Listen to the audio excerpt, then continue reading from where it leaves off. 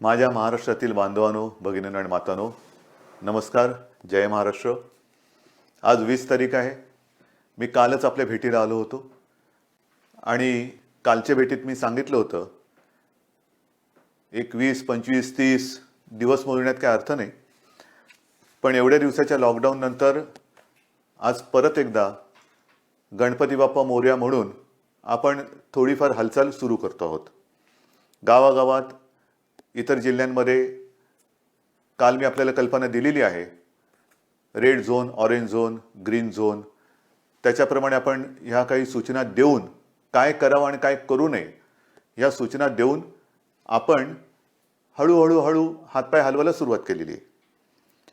असा कृपया कोणी समज करून घेऊ नका की आता संकट टळले. लॉकडाऊन काय उठवलेला नाही, अजिबात नाही.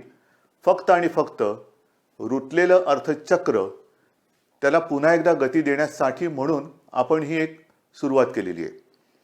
मी तर म्हणेन थोडीशी एक ट्रायल म्हणा की आपण सगळेजण कसे वागतो आहोत. हा लॉकडाऊन लवकर संपवण्याचं आपल्याच हातामध्ये आहे. जेवढी शिस्त आपण पाळाल तेवढं लवकर आपण या संकटावरती मात करून या संकटातून आपण बाहेर पडू. आज देखील मला काही ठिकाणावरनं माहिती मिळते की जणू काही लॉकडाऊन उठवलेलं आहे अशा पद्धतीने गर्दी व्हायला लागली. अजिबात नाही चालणार.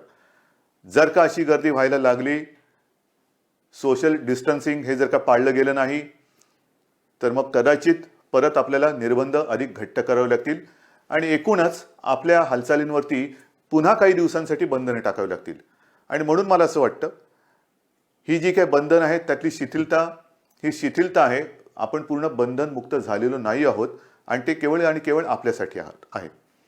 आज मी पुन्हा एकदा आपल्यासमोर आलेलो आहे. याचं कारण असं की गेले जवळपास महिनाभर, म्हणजे अगदी दिवसांच्या हिशोबात बोलायचं झालं तर आज महाराष्ट्रामध्ये पहिला रुग्ण सापडल्यानंतर 6 आठवडे पूर्ण होत आहेत. या 6 आठवड्यामध्ये आपण जसे एका संयमाने आणि जिद्दीने नाईलाज म्हणून घरामध्ये बसलात, तसेच सगळे आपले डॉक्टर्स, साफसफाई करणारे सगळे कर्मचारी, नर्सिंग स्टाफ, पोलीस, महसूल यंत्रणा सगळेच हे अत्यंत तणावाखाली मेहनत करतायत. मग कुठे गर्दीला थोपवणं, कुठे आपली अन्नधान्याची जी काही साखळी आहे ती सुरळीत चालू ठेवणं, या सगळ्या गोष्टी आपण करतो. मी पुन्हा म्हणजे एका गोष्टीची पुनरावृत्ती नाही करत आहे सांगण्याच्या बाबतीमध्ये. सांगण्याचा मुद्दा काय आहे की करोना विरुद्ध युद्ध ही आजची आपली प्राथमिकता आहे. आणि हे करत असताना काही गोष्टी अशा घडतात की त्या लांछनास्पद आहेत. काल दुपारनंतर अचानक सगळीकडे बातमी झाली पालघर 16 तारखेला घडलं. यापूर्वी देखील गेल्या 5 वर्षात अशा काही घटना ज्याला मॉब लिंचिंग म्हणतो, मॉब लिंचिंग हा शब्द गेल्या काही दिवसात हा आपल्याला कळलेला आहे की कुठे इतर राज्यात सुद्धा कशामुळे मॉब लिंचिंग झालं. कारणं वेगवेगळी असतील, त्या कारणात आता मी जात नाही, मला राजकारण आणायचं नाहीये. पण गेल्या 5 वर्षात सुद्धा काही ठिकाणी आपल्या राज्यामध्ये हे मॉब लिंचिंग झालं, जे होता कामा नये. ही आपली संस्कृती नाही. मुद्दा काय येतो की ते झाल्यानंतर सरकार काय करतंय. मुळामध्ये हे जिथे घडलं, मी मुद्दाहून कागदच घेऊन बसलोय हातामध्ये. हे पालघरमध्ये घडलं, म्हणजे पालघरमध्ये घडलं बरोबर आहे, पालघर जिल्ह्यात घडलं, पण प्रत्यक्ष पालघरपासून साधारणतः 110 किलोमीटर अंतरावरती जिथे दादरा नगर हवेली वगैरे जो केंद्रशासित प्रदेश आहे त्या सीमेच्या जवळ हे घडलं. काय घडलं नेमकं? लॉकडाऊन आहे सगळीकडे. जो तो कुठे ना कुठेतरी जाऊ इच्छितो पण जाता येत नाही. आणि अशा परिस्थितीत हे 2 जे साधू होते ते सरळ मार्गाने आपण जाऊ शकणार नाही म्हणून एका दुर्गम भागातून ते जात होते, जिथे हे गडचिंचली नावाचं एक गाव आहे. गडचिंचली गाव मी आपल्याला सर्वांना खास करून ज्यांना असं वाटते की हे मुद्दामून काहीतरी घडवलं गेले, हे 2 धर्मातलं काहीतरी आहे, त्यांना सांगू इच्छितो की आपला हा लॉकडाऊन उठवल्यानंतर मुद्दामून गडचिंचली गावात जाऊन बघा हे गाव नेमकं कुठे आहे. पालघर पण पालघरमध्ये हे गाव कुठे आहे? अत्यंत दुर्गम भागामध्ये हे गाव आहे. म्हणजे पाडा येतो, एक पाडा. तिथपासून एक साधारणतः काही मीटरवरती ही दादरा नगर हवेली म्हणजे सिल्वास वगैरे तो जो काय सगळा केंद्रशासित भाग येतो त्याची ही हद्द तिथून सुरू होते. त्यावेळेला असं झालं की हे 2 जण हे गुजरातमध्ये चालले होते. दादरा नगर हवेली त्या बॉर्डरवरती त्यांना अडवलं गेलं. अडवल्यानंतर त्यांना परत पाठवलं गेलं आणि परतत असताना हा जो काय सगळा परिसर आहे, हा परिसर हा अत्यंत मी म्हटलं तसं दुर्गम आहे. तिथे गैरसमजुतीने त्यांच्यावरती हल्ला केला गेला आणि त्याच्या दुर्दैवाने त्यांची हत्या झाली. पण हा जो परिसर आहे, मग आता मला ह्याच्यात दुसरं कोणत्याही नाही, पण समजा या काळामध्ये आपण सगळ्यांनीच जर का माणुसकी पाळली, अगदी दादरा नगर हवेली जिथे त्यांना अडवलं गेलं तिथे त्यांना अडवून रात्रभर ठेवून दुसऱ्या दिवशी जर का महाराष्ट्र सरकारकडे चौकशी केली गेली असती किंवा रीतसर सरकारच्या ताब्यात त्यांना दिलं गेलं असतं तर त्यांच्यावरती ही पाळी आली नसती. पण केंद्रशासित प्रदेशात सुद्धा त्यांना प्रवेश नाकारला गेला, तिथून त्यांना परत पाठवलं गेलं आणि परतत असताना तो जो परिसर आहे, मग त्याची सीमा ठीक आहे, महाराष्ट्राची सीमा आहे, त्या केंद्रशासित प्रदेशाची सीमा आहे, त्या परिसरात गेले काही दिवस अशी एक अफवा आहे की इथे चोर फिरतायत. आणि मुद्दामूनही आपल्याला सांगतो की हे गडचिंचले जे गाव आहे त्या गावात महाराष्ट्रातून जायला यायला तसा नीटचा रस्ता नाहीये. हे दुर्दैव आहे, हे मान्य करायला पाहिजे आपण. म्हणजे आपल्या पोलिसांना सुद्धा तिथे जर का नीट रस्त्याने जायचं असेल तर दादरा नगर हवेली तिथून यावं लागतं. आणि त्यावेळेला तिथे येत असताना पोलिसांच्या गाडीवरती पलीकडच्या भागात, म्हणजे आपल्या हद्दीत नाही, पलीकडच्या भागात त्या गाडीवरती सुद्धा हल्ला झाला होता. एकूण काय की ही जेव्हा घटना घडली तेव्हा पोलिसांच्या समोर पोलिसांवरती सुद्धा हल्ला झाला, त्या 2 साधूंवरती सुद्धा हल्ला झाला, त्यांच्या ड्रायव्हरला सुद्धा अत्यंत निर्गुणपणाने मारलं. मग काय झालं? साधूंची हत्या. क्यों आप चुप बैठे हो? चुप बीप कोई बैठा नाहीये. ही जेव्हा घटना घडली रात्री 12-12:30 वाजता, म्हणजे आपण एक 8-10 दिवसापूर्वी सगळ्यांनी ब्लॅकआउट केला होता. मोदीजींनी सांगितलं की ब्लॅकआउट करा आणि त्या मेणबत्त्या आणि पणत्या हे करा. कसा काळोख झाला होता?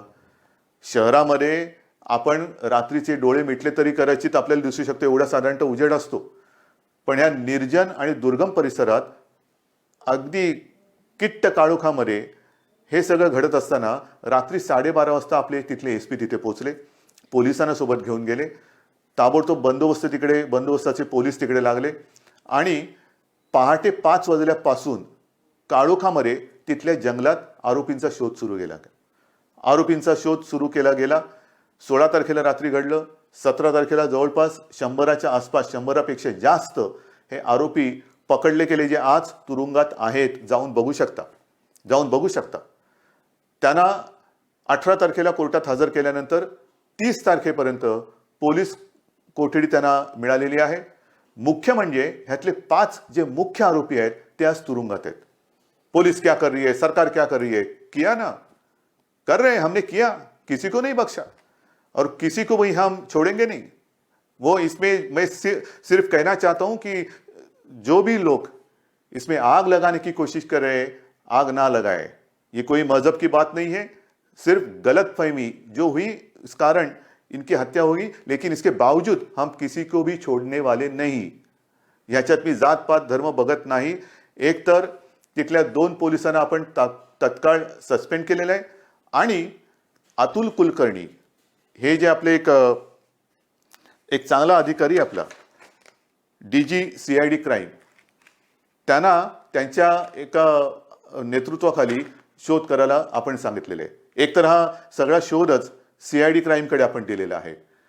हे सगळं आपण करतो आहोत आणि गेले काही दिवस तिकडे याची हवा चाललेली आहे की इकडे चोर फिरतात रात्रीचे. ह्याच्यामध्ये पुन्हा एकदा सांगतो की कोणतेही धार्मिक कारण नाही. कोणी तिकडे धर्मामध्ये आग लावण्याचं कारण शोधू नये. मी अत्यंत नम्रपणाने आणि आत्मविश्वासाने सांगतोय, ह्या सगळ्या गोष्टीमध्ये जे कोणी जबाबदार आहेत त्यातले जवळपास सगळे 100च्या वरती हे तुरुंगात आहेत. 9 अल्पवयीन मुलं आहेत, त्यांना सुधारगृहात पाठवलेलं आहे आणि आणखीन काही लोक जे फरार आहेत, आजूबाजूच्या जंगलामध्ये लपलेत, काही आपल्या बाजूला असतील, काही दादरा नगर हवेलीत गेले असतील. या सगळ्यांना शोधून काढून त्यांना शिक्षा केल्याशिवाय महाराष्ट्र सरकार गप्प बसणार नाही. आणि म्हणून उगाचच आदळापट करण्यात कारण नाहीये. मैं फिर से एक बार कहना चाहता हूं, कुछ लोग इसमें आग लगाने की कोशिश कर रहे हैं. ये कोई हिंदू मुस्लिम या कोई ऐसी सांप्रदायिकता इसमें नहीं है. ये हमला जो हुआ है सांप्रदायिकता इसमें है नहीं. ये दुर्भाग्य की बात है, गलतफहमी के शिकार हुए हैं, जो बहुत ही निंदनीय बात है. एक तो मैंने जैसे पहले कहा कि ये जो इलाका है आने जाने के लिए बहुत ही कठिन है, बहुत ही कठिन. जिसे मराठी में कहते हैं ना दुर्गम एरिया, दुर्गम मतलब आने जाने के लिए बहुत ही कठिनाई होती है और वहां जाना भी हो तो दादरा नगर हवेली से आना पड़ता है।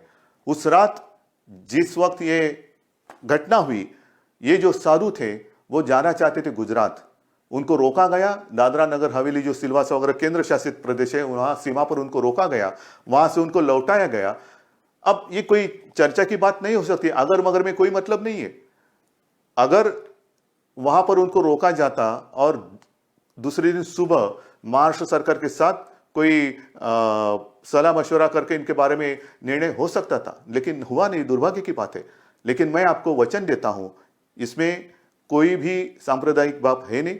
100 से भी ज्यादा लोगों को हमने गिरफ्तार किया है, जिनको 30 अप्रैल तक पुलिस कस्टडी मिली है, पुलिस की हिरासत में है। इसमें 5 जो इनके मुखिया थे वो भी आज कस्टडी में है और 100-150 जितने भी हो, जो भी लोग इसमें शामिल होने की संभावना है, उनकी तलाश जारी है। और फिर से मैं एक बार कहता हूं कि जो भी लोग इसमें गलतफहमी फैलाने की कोशिश करेंगे, कृपा कर ऐसा मत करें।